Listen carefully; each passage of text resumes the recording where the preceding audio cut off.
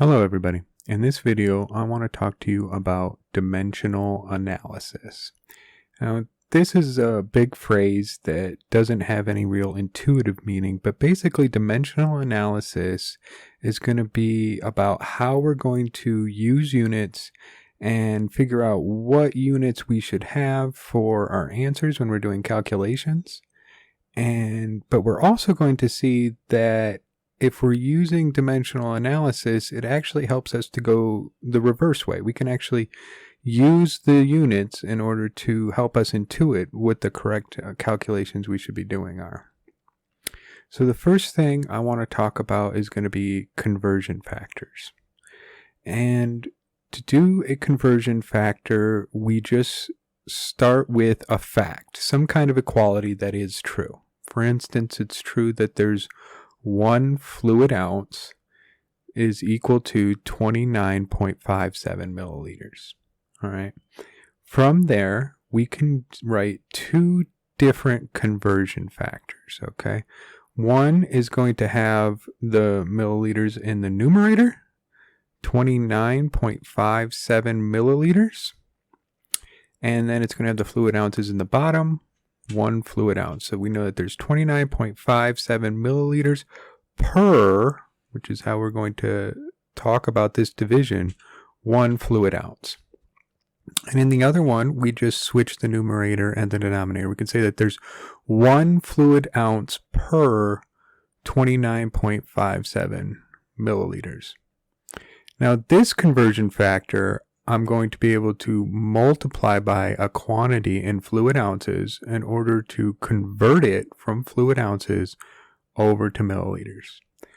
And in this case, where I have fluid ounces in the numerator and milliliters in the bottom, I can multiply this by a quantity in milliliters in order to convert it from milliliters to fluid ounces.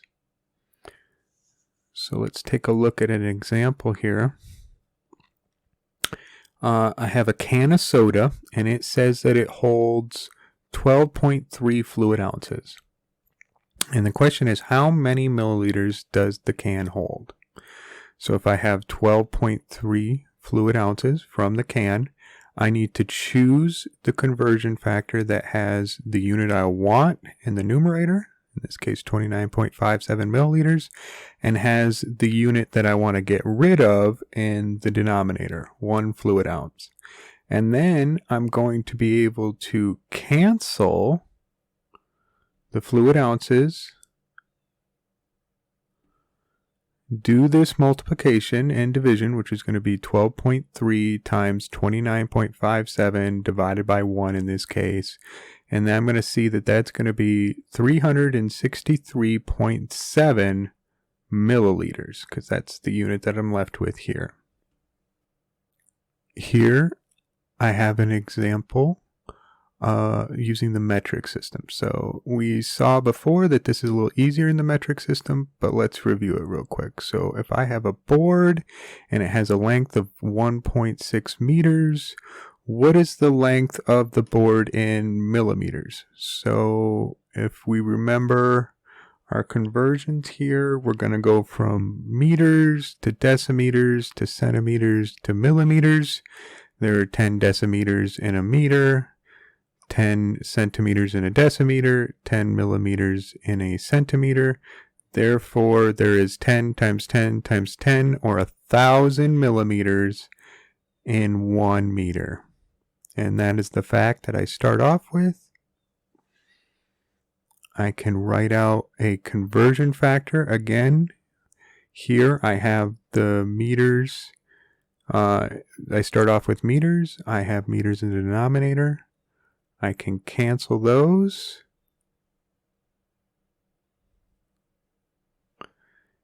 And then I will see that I can do this math. 1.6 times 1,000 divided by 1. It is 1,600 millimeters. Now, this is a conversion factor that we have from millimeters to meters that we wrote out.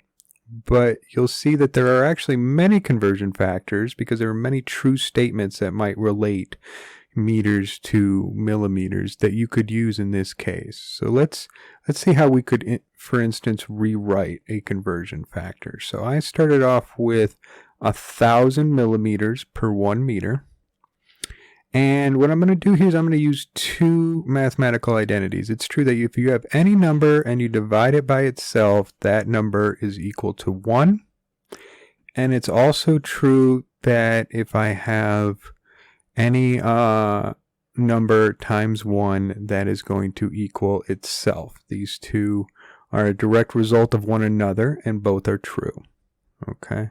So if I take this value here and I multiply it by 0.1001 over 0.001, okay, what I'm effectively doing, because this is a number divided by itself, I'm multiplying this by 1, and therefore the answer I get is still going to equal the original value, okay, through this property. So I have a number, I multiply it by 1, and then I get back the original value. These two are going to equal each other, even if they don't necessarily look like one another.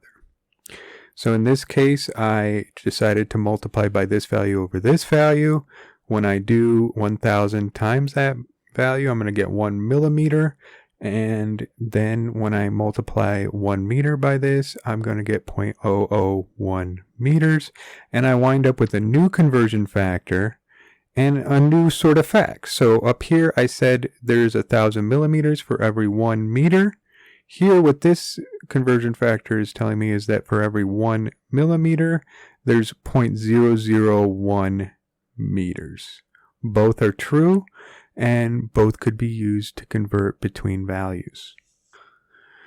Okay, so I want to get you guys a little bit more used to word problems and really not getting overwhelmed with them and picking out the vital information that we're going to need in order to solve them, and that should help you guys be a little bit more successful with the Newton assignments and lab work.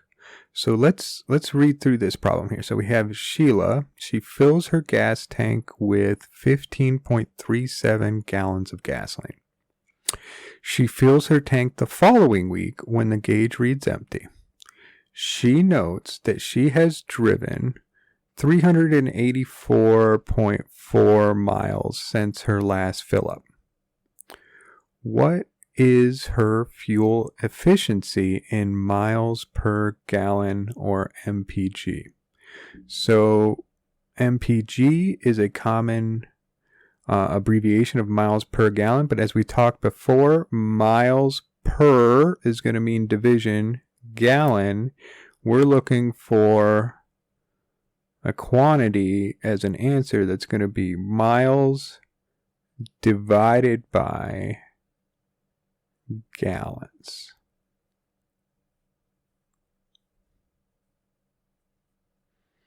Okay, so we can use this to sort of intuit what the correct thing to do here is, because I'm given two numbers. I'm giving miles and I'm giving gallons, and the question is asking for miles per gallon. I know that that's miles divided by gallons, so it seems intuitive that we should take the number of miles that she traveled and divide it by the number of gallons that she added to get that far. So if we set that problem up here, we're going to have 384.4 miles. We have 4 significant figures here.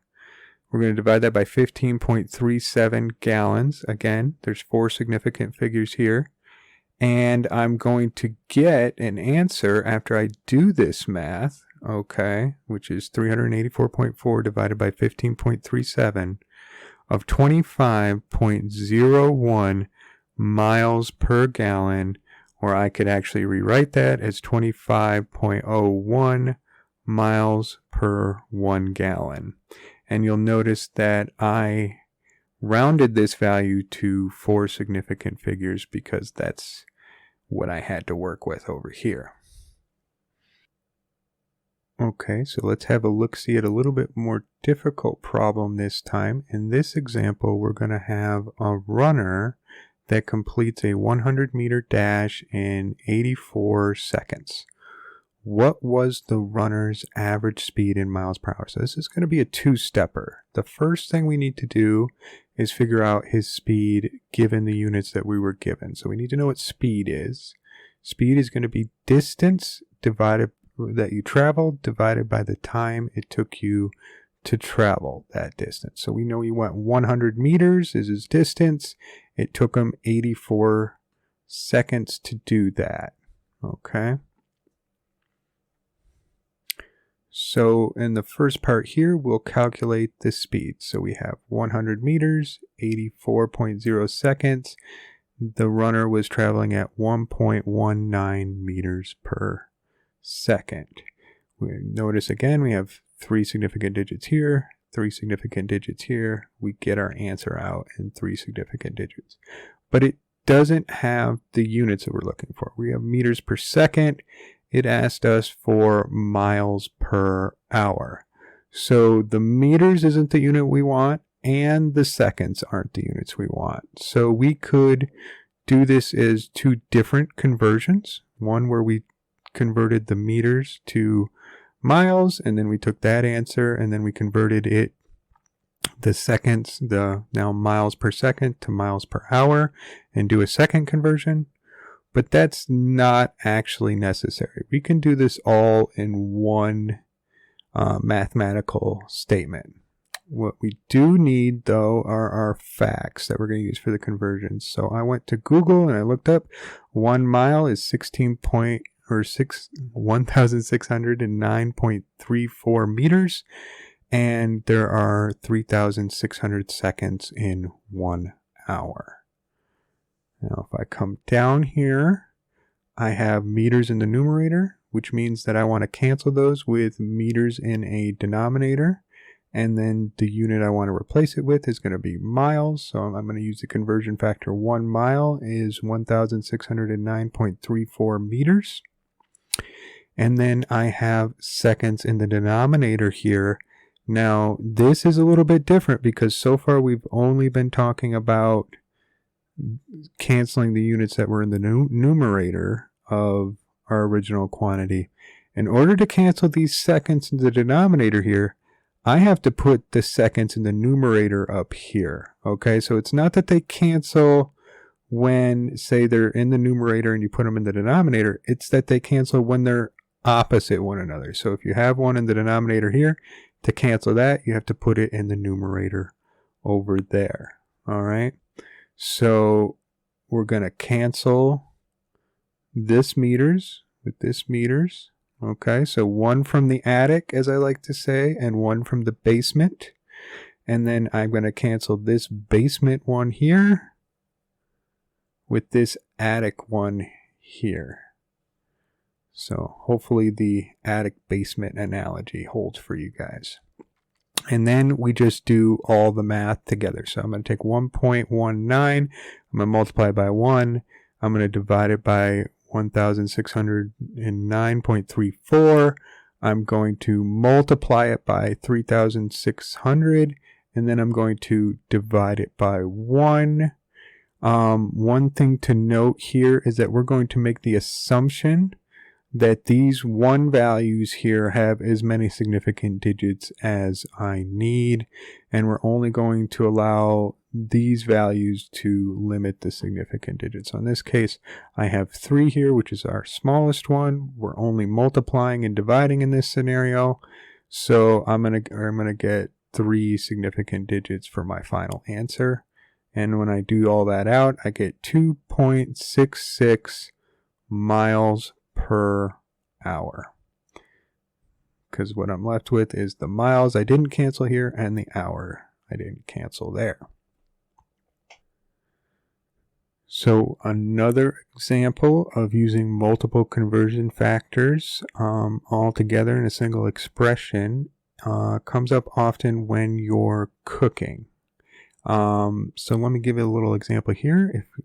If I ask you how many fluid ounces are in a gallon of milk. Okay, so we know that we have a gallon of milk, that is a volume unit, and I'm asking you for a different volume unit. Okay, Now, it might be true that I don't know how many fluid ounces there are in a gallon. I personally do, but if I didn't, maybe I would know a sequence like this. Maybe I would know that 1 gallon is equal to 4 quarts. Maybe I would know that 1 quart is 2 pints. Maybe I would know that 1 pint is 2 cups. And then I know that there are 8 fluid ounces in a cup.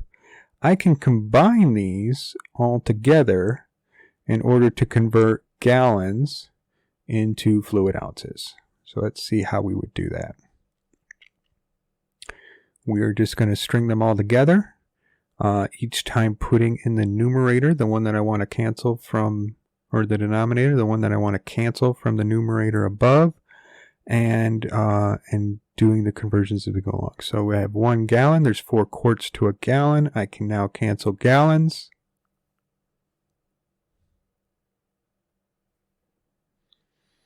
Okay, I then put in that there are 2 pints for every 1 quart, so I can cancel my quarts. There are 2 cups for every 1 pint. I get to cancel my pints. And then there are 8 fluid ounces for every 1 cup. I'll cancel my cups. And then I will just do the math of 1 times 4 times 2 times 2 times 8. And then I will get, and 1 times 1 times 1 times 1, I'd get 128 divided by 1 fluid ounces. We know that any number divided by itself is unchanged. And so therefore there is 128 fluid ounces in 1 gallon.